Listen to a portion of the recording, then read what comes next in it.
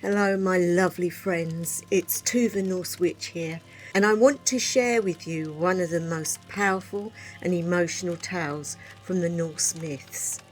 This is the story of Fenrir, the mighty wolf, the huge wolf, and the day the gods bound him in chains.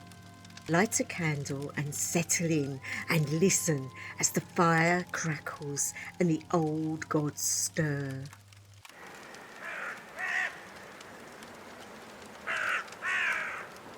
In the shadowed land of Jotunheim, where wild magic runs deep and ancient frost covers the ground, a giantess named Angrboda gave birth to 3 strange children. The father was none other than Loki, the shapeshifter, the trickster, neither good nor evil, but chaos made flesh. These children were no ordinary babes.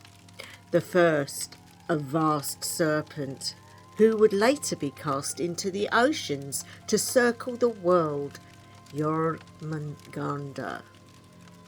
The second, pale and solemn, ruler of the dead, Hel.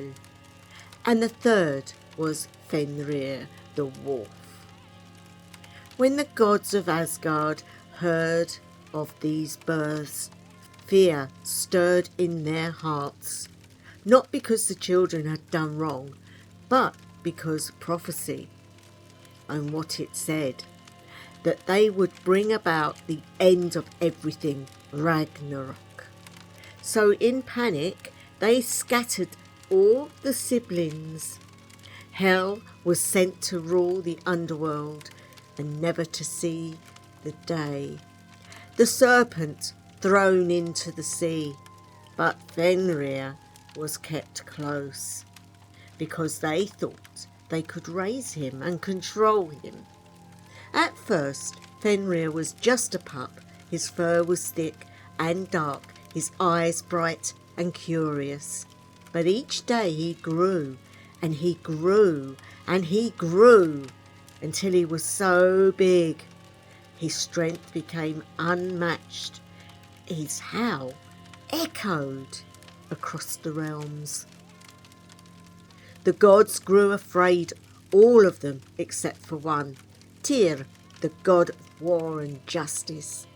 Tyr fed Fenrir, played with him, trained with him. He watched the wolf grow, not as a monster, but as a friend. And Fenrir trusted him. But fear, once it creeps into the heart, is hard to shake. And the gods, well, they feared Fenrir so much that they decided he must be bound, not because of anything he had done, but because of what he might one day do. At first the gods used mighty chains of iron. They laughed and told Fenrir, "Come, great wolf, show us your strength." And he did. He snapped the chains like threads.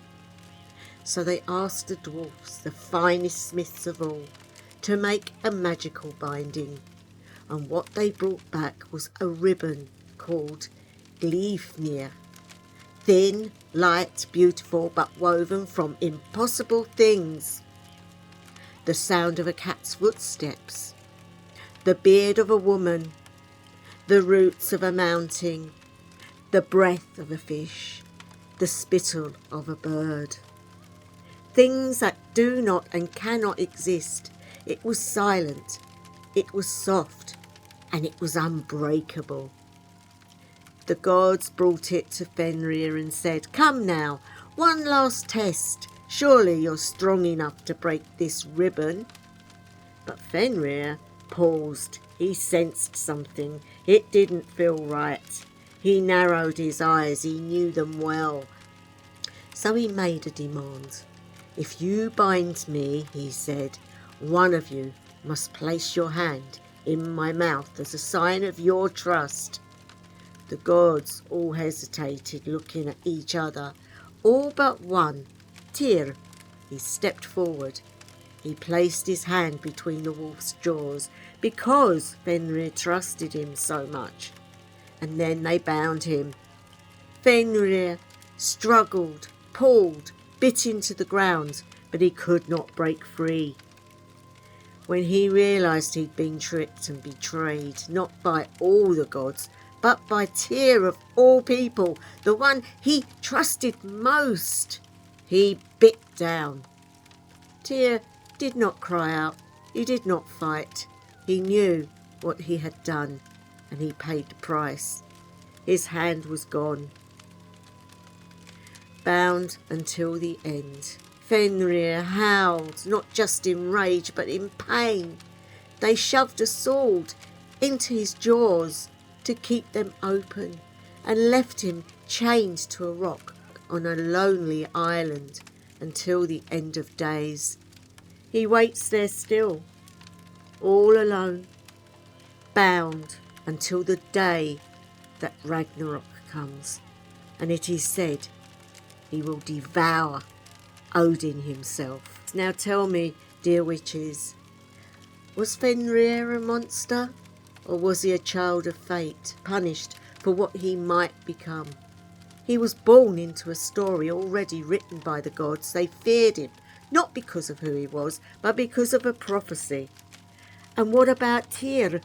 Was he a hero sacrificing for the good of all, or was he a betrayer handing over his friend to the will of the fearful? To me, this story holds so many truths about power, about fear, about the betrayal of innocence, about the pain of doing what's right when your heart says something else. And Fenrir, he is not just a wolf in chains. He is the wild, the primal, the misunderstood part of us all, the part that others may fear, but we must learn to honour. So tell me, what do you see when you hear Fenrir's name? Monster, victim, or something more? Drop your thoughts in the comments. I read every one, and I'd love to hear your voice on this. And if you'd like more Norse magic, goddess wisdom and Seidr tips, don't forget to subscribe. You can also find my book, Whispers to Freya, linked in the description. Until next time, blessings to you all, my beautiful witches. House of Alang.